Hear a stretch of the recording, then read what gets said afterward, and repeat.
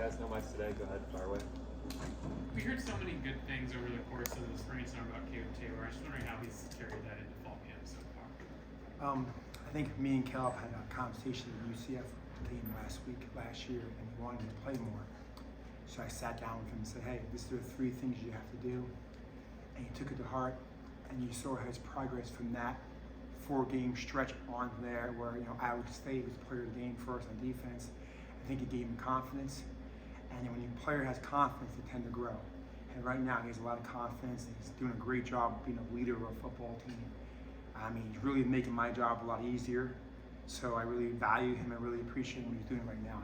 We need Caleb to have a great senior year. We need senior year is important for players. We need to have a great senior year by Caleb Taylor, and he's set for ready to have it. What were some of the things, if you don't mind, that you laid out for him to be able to play more? It would just, certain techniques.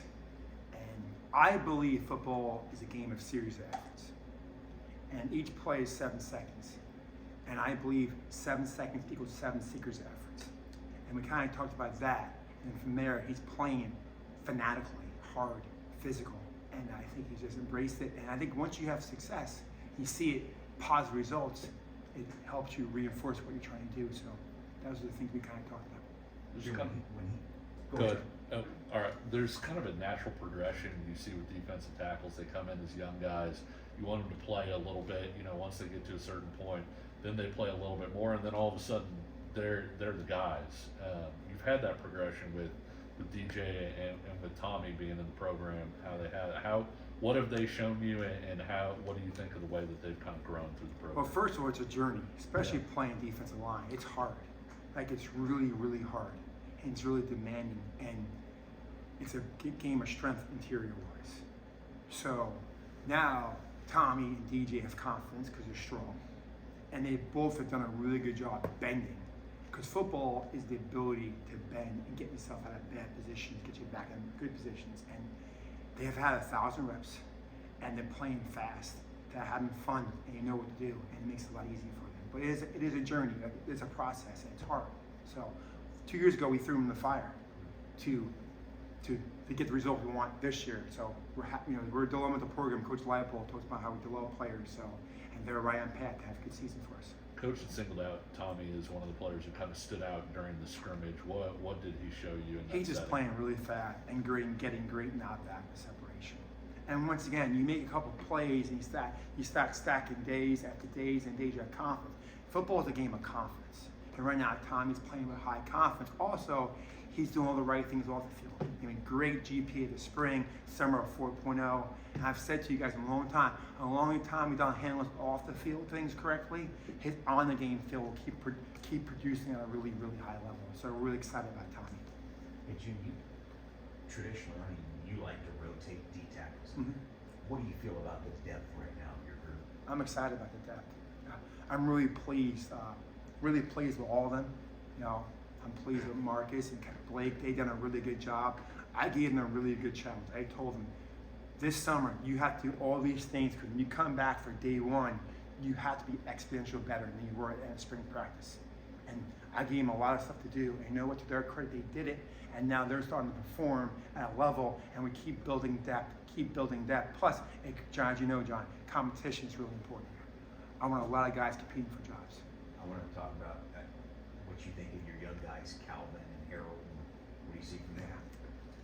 Marcus is a really good athlete, and he's starting to play faster, and he's starting to really understand the position. And right now, he's practicing at a high level, and the numbers, the science back that. Blake is really growing as we speak. He just turned 19 years old. He's 295 pounds. He's really strong, really physical, and he's a really good athlete. I like where those 2 guys are going. We're not even close to where we need them to be, but every day they're getting better and better, and they're flashing plays. Where the oil guys look at me, I'm like, yeah, they're coming. So, which is good, because now they have to raise their game. How much do you think it helps those guys to have kind of the model of others in the program who have taken those year-by-year steps? I think it's phenomenal because like I said, it's a process, and I think Caleb's done a great job. And so is DJ and Tom, but especially DJ.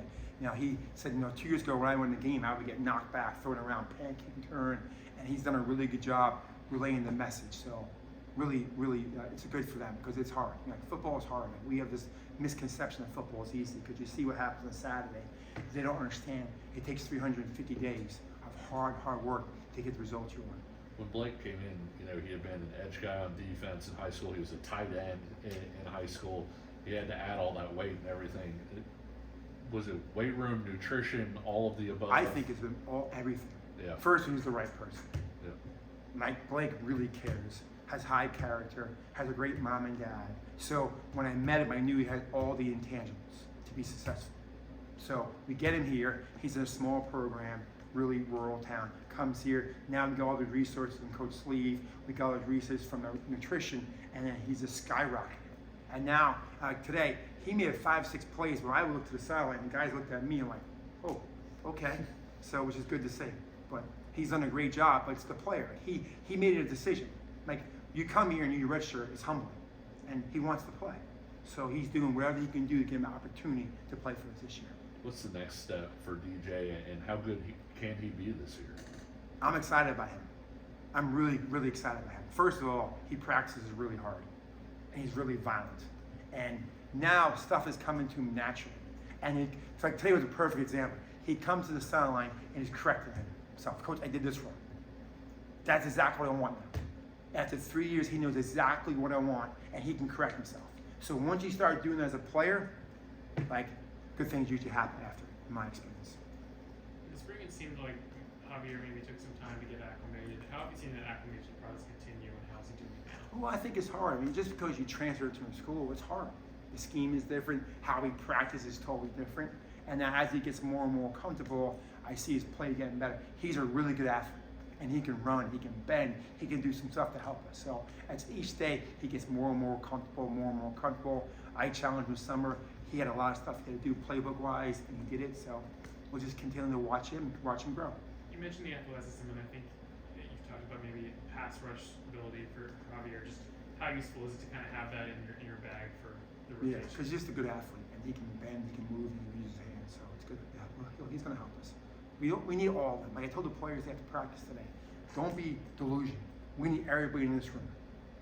We're going to have injuries. We're going to have stuff happen. We need every single person. And you can't compare yourself. I tell the players, stop comparing themselves. It's your play. It's your journey. You're just getting better every day, and usually the result will take care of itself.